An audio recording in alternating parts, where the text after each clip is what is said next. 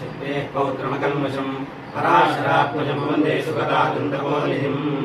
చక్కగా ఇవాళ రోజున గురు పౌర్ణమి, వ్యాస పౌర్ణమిగా మనం చెప్పుకొస్తాము కనుక మన కృతత్రేత ద్వాపరయుగాల నుంచి కూడా ఏ యుగములైనా సరే గురువు యొక్క అనుగ్రహం కలిగితేనే ఆ యొక్క విద్యకి కానీ, గుణగణానికి కానీ, యశస్సుకు కానీ, జీవితానికి తారామ్యత అంటే ఒక రామచంద్రుడు కానీ, కృష్ణుడు కానీ ప్రతి వాళ్ళు కూడా నేను చెప్పినట్టుగా వ్యాసుడు, వశిష్ఠుడు, విశ్వామిత్రుడు, సుఖమహర్షి వీరంతా కూడా మనం చెప్పిన శ్లోకంలో ఈ గురు పరంపర శ్లోకాన్ని నిత్యం మన ఆరాధన చేయమని చెబుతారు. కనుక ఇటువంటి గురు పరంపర యొక్క ఏదైతే అనుగ్రహంగా మనం పొందుతామో మన యొక్క జన్మలు సార్థకత అవుతాయి. గురువు లేని విద్య గుడ్డి విద్యతో సమానంగా చెప్పారు. కనుక మనకి మన జీవితం అంతా కూడా ఒక విద్యగా భావన చేస్తే అనేక రకాల సుఖములు, రాగద్వేషములు, ధనధాన్య భోగములు, మిత్రులు, శత్రువులు, అలానే సంతానము, కుటుంబము, యశస్సు ఇవన్నీ కూడా ఉన్నాయి. కనుక ఈ యొక్క గురువు యొక్క అనుగ్రహం కలిగిందా ఏ విద్యనైనా సరే గురువుతో సమానంగా చెప్పారు. ఏదో చదువుకునే విద్యకునే కాదట, మన జీవితంలో ఏ ధర్మాన్ని ఆచరించాలన్నా అది ఒక గురువు యొక్క అనుగ్రహం కలిగితే అదంతా కూడా సార్థక అవుతుందట. అలానే మనకి చెప్పారట ప్రధానంగా అయ్యా తల్లి, తండ్రి, గురు దైవంగా చెప్పారట. ఏ జీవుడికైనా సరే ఎవరయ్యా ప్రధానం అంటే తల్లి ఆదర్శమట. కనుక మన తల్లిని ఎవరైతే ఆ మాట అంటే మనం ఎందుకయ్యా ఈ వరస చెప్పింది అంటే ప్రధానంగా ఇంట్లో తల్లికి చెప్పి ఏ కార్యక్రమం చేశావా అది గురువుగా ఆరంభంగా చెప్పారట. అయ్యా నువ్వు చేయగలిగిన ప్రతి కార్యాన్ని తల్లి విద్య నుంచే, బాల్యం నుంచి కూడా మన తల్లి నుంచి అనేక రకాల విషయాలు తెలుసుకొని ఆ పరంపరగా మన జీవితాన్ని ఒక రూపాంతరాన్ని తెచ్చుకుంటామట. అంటే బాల్యం నుంచి ఒక యుక్త వయసు వచ్చేంత వరకు తల్లి యొక్క ఆరణాపారణ, తల్లి చెప్పే విషయాల బట్టి మనకి సార్థకత కలుగుతుంది. తర్వాత ఎవరయ్యా గురువు అంటే తల్లి, తండ్రి అన్నారట. తండ్రి దేనికయ్యా ప్రతీక అంటయ్యా మన యొక్క యుక్త వయసు వచ్చిన దగ్గర నుంచి జీవితాన్ని మనం తల్లి మన సంతానం కలిగి యుక్త వయసు వచ్చేంత వరకు కూడా మన తండ్రి మనకు ఆదర్శంగా ఆయన ఏ ధర్మాన్ని చేశారు, ఏ విధంగా కుటుంబ ఆలపాలనని, ధర్మాలని, మిత్రశత్రువులని, స్నేహితులని వీళ్ళందరూ ఎట్లా కలుపుగా తన జీవితాన్ని సార్థకత చేశారో అటువంటి తండ్రి మనకు ఆదర్శం అవుతారు. అందువల్ల మనం కొన్ని కార్యాలు చేసేప్పుడు అయ్యా ఈ పని మొదలు పెడుతున్నాను తండ్రి గారు ఎలా చేయమంటారని తండ్రిని గురువుగా తీసుకోమని చెప్పారట. కొన్ని విషయాలకి తల్లి ప్రధానంగా అయితే మానసికంగా మనం పొందే వృద్ధికి తల్లి గురువు ఎట్లయితే ఉందో తండ్రి కూడా అదేవిధంగా మన జీవితానికి సార్థకత రూపాంతరం చేయడానికి గురువు అయ్యారట. తల్లి, తండ్రి, గురు, దైవం. అయ్యా మన తల్లిదండ్రులు మన జీవితాన్ని, మన శక్తి, మన బలాలు, మన కుటుంబము, మన వ్యవస్థ అంతా తల్లిదండ్రులకు ఎంత గొప్పగా తెలుసో తర్వాత మనని గురువుని మనం నమ్ముకున్నావా మనకి ఇష్టదైవం అంటే ప్రతి చోట కూడా మనకి జ్ఞానాన్ని చెప్పేవాళ్ళు ప్రతి గురువుగానే చెప్పారట. కనుక మనకి సన్నిహితులుగా ఉంటూ మన హితాన్ని కోరే ప్రతి వాళ్ళు గురుతత్వంగా మనం భావన చేసుకుంటాం. పురాణాలు చెప్పిన గురు పరంపరే కాదయ్యా మనకి యోగ గురువులుగా, సిద్ధ గురువులుగా హితం చేసే వాళ్ళు కూడా గురు పరంపరగా మనం ఏ విద్య నేర్పించినా గురు పరంపరగా మనం చెప్పుకుంటామట. కనుక తల్లి, తండ్రి తర్వాత గురువు. అయ్యా కొన్ని విషయాలు మనం తల్లిదండ్రులకు చెప్పుకోలేమట. చెప్పలేనప్పుడు మన అంటే వాళ్ళకి కూడా తెలియనటువంటి పరిపక్వతలు ఉండే విద్యలు కొన్ని ఉంటాయి. అంటే ఏమిటయ్యా అంటే మన కుటుంబ విషయాల్లో అయితే తల్లిదండ్రులు అయితే ఆదర్శంగా గురువు అయితే మనం చేసే ఉద్యోగరీత్యా కానీ అలానే ఇతర విద్యల్లో కానీ ఇతర కార్యాలు ఎందుకు కానీ వేరే గురువు అవసరం తెలియదు. ఏ సబ్జెక్ట్లో వారికి తెలిసి జీవితం గురించి చెప్పే తల్లిదండ్రులు అయితే మనం చేసే ప్రావీణ్యత పొందడానికి గురువు ఎవరయ్యా అంటే మనకి నేర్పించిన గురువు అట. అటువంటి గురువుని వాళ్ళ గురు పౌర్ణమి రోజు వారిని స్పర్శించడం కానీ దర్శించడం కానీ గురుసేవ కన్నా చాలా విశేషమైనట. అయ్యా తల్లి, తండ్రి, గురువు తర్వాత ఎవరయ్యా అంటే దైవం అని చెప్పారట. ఏమంటే ఆ గురువు కూడా మనం హితం చెప్పుకుంటాం. కొన్ని సమయాల్లో ఆ గురువు కూడా చెప్పుకోలేమట. అంటే కొన్ని సందర్భాలు ఆంతరికంగా ఉంటాయట.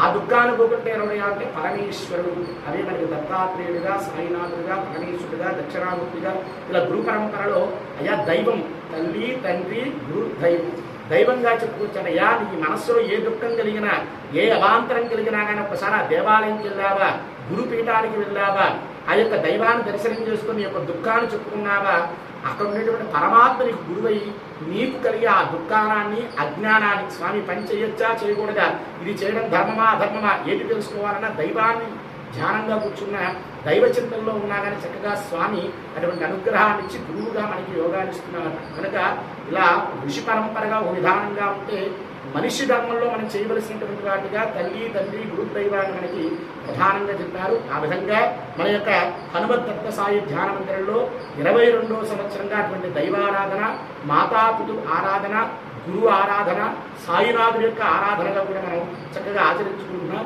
ఇవాళ రోజున వ్యాస పౌర్ణమి సందర్భంగా, గురు పౌర్ణమి సందర్భంగా మన పీఠంలో చక్కగా ఆ యొక్క ఆచార్యయుతంగా వైదిక ధర్మంగా స్వామికి అయితే దత్తాత్రేయుడికి, గణపతికి, సదాశివుడికి, సాయినాథుడికి చక్కగా అభిషేకార్చనలు, అలానే సహస్రనామాలతో పూజాది కైంకర్యములు, దివ్య నివేదన ప్రసాదాది హారతులతో చక్కగా మన పీఠంలో ఈ కార్యక్రమం అంతా పరిపూర్ణం జరిగింది. చక్కగా మనం వ్యాస పౌర్ణమి రోజు గురువుని దర్శించడం చాలా మంచిదట. గురువు యొక్క ఆశీర్వచనం పొందడం చాలా విశేషమట. అందులో మన శ్రవణానందము, ఏ దోషమున్నా కానీ గురువు ద్వారా వినే ఒక మంత్రము వల్ల చాలా దోషములు హరిస్తాయట. అయ్యా ఎక్కడైనా సరే దరిద్ర బాధలు కలుగుతున్నాయా, ఈతి బాధలు కలుగుతున్నాయా, కష్టము కలుగుతున్నదా, ఆ యొక్క వ్యాస పరంపర అంటే మనకి చెప్పిన గురు పరంపరలో వేదం అన్నిటికంటే మూలమైందట. ఆ వేదాన్ని అనుసరించి అనేక రకాల గురువులు పురాణాలుగా, ఉపపురాణాలుగా, కావ్యాలుగా, భగవంతుడి యొక్క అవధూతలుగా వీరు చెప్పే చరిత్ర అంతా కూడా వేదాన్ని అనుసరించి ఉంటుందట.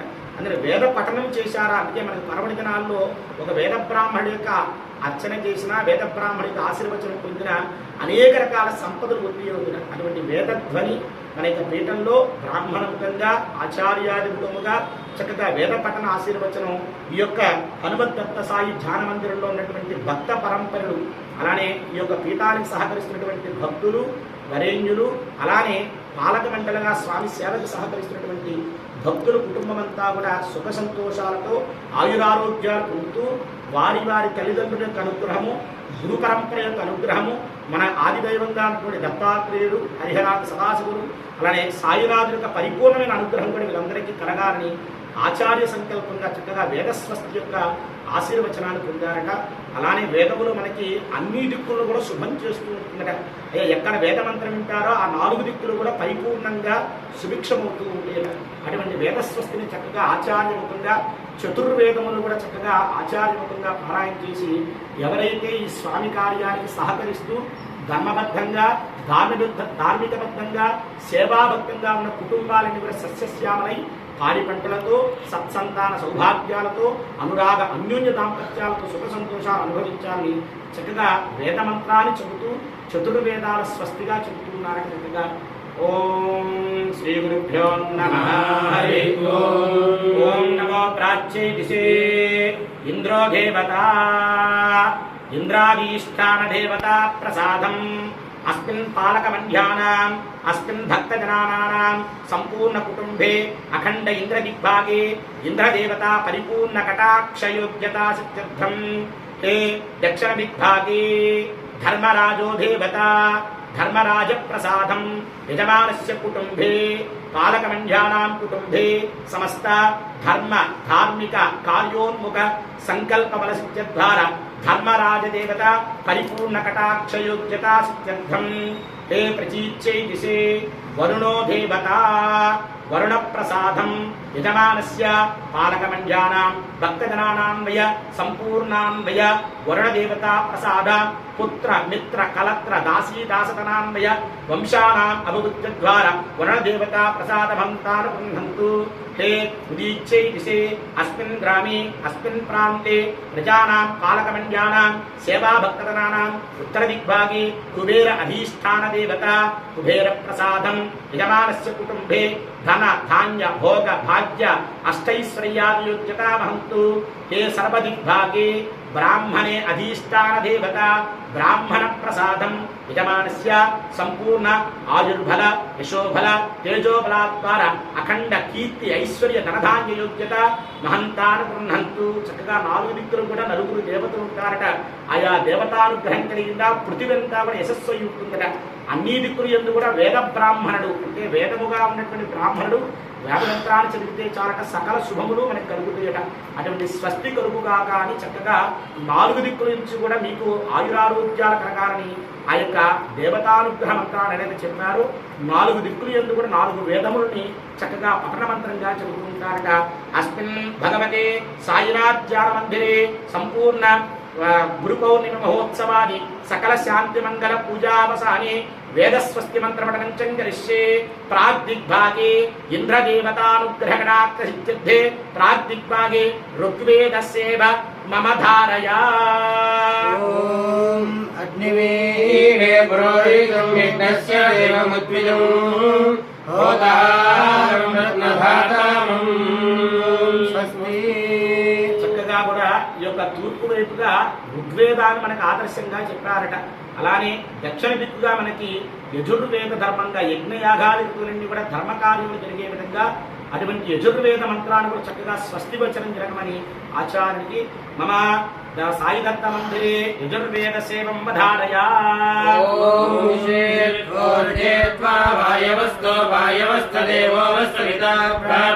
శ్రేష్టతమాయ కర్మణాప్యాయధ్వమగ్నియాదేవ భాగమోద్యస్వదీపేశ్వదీప్రజాపదీరణమేవాయక్ష్మావావస్థేన ఈశదమాగచకుందో రుద్రసేజపరిరావణప్యుద్రవా అస్మిన్ గోపదౌ స్యాత భక్వీర్యమానస్య అశ్నోన్వాయి. స్వస్తి.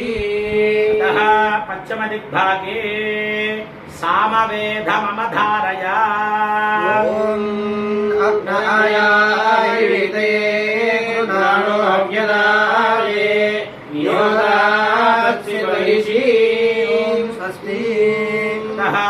భగవత్ సన్నిధౌ చతుర్వేదాంగత్వే అథర్వణ వేద సేవం ధారయా.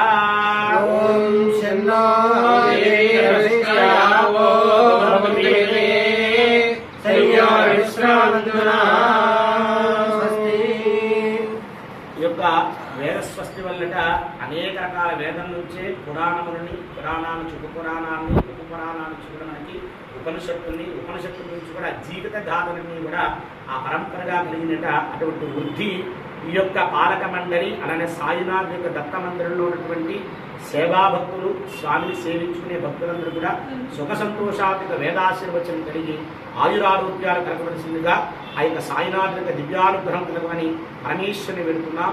ఓం సత్యాసంతు యజమానస్య కామాః రోచనో రోచమానః శోభనః శోభమానః కళ్యాణః